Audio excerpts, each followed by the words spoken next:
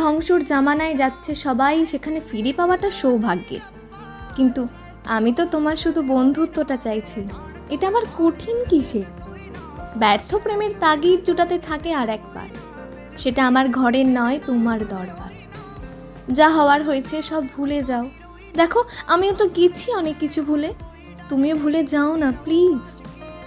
আমার সংসারে এই ভাঙা কুটিরে এখন তোমাকে খুব দরকার, খুব। ঘরহারা মানুষ আমি। বাচালের কাছে বকা খাওয়ার আশা আমারও ইচ্ছে করে।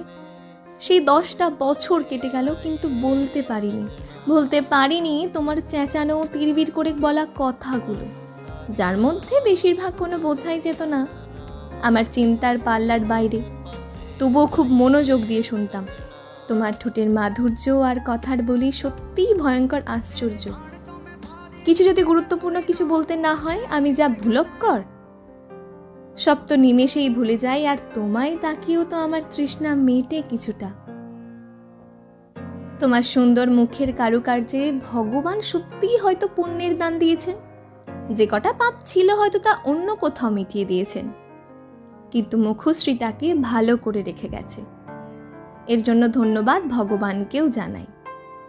দুই পক্ষের আলোচনায় বসে লাভ নেই, এসো দুজনে মিলে মিটমাট করে নিই, আর প্রতিজ্ঞা করব সবার সামনে যে পরে আর ঝগড়া করব না।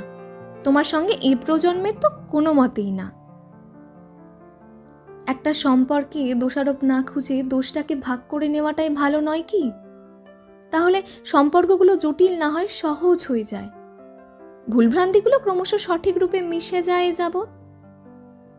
তোমার সঙ্গে শুধুই তো আমার বন্ধুত্বের হাতছানি নয়, তার চেয়ে একটু এগিয়ে, যেটা তুমিও বোঝো আমি জানি। তাহলে তো লুকোচুরি কিসের? তোমার কি বাবা মা অনুমতি দেয়নি আমার মতো নেশাখোরের সঙ্গে মেশার? স্পষ্ট করে বলো, খুলে বলো। তুমি তো ভালো মতোই জানো লেখকের একটু নেশার প্রয়োজন হয়।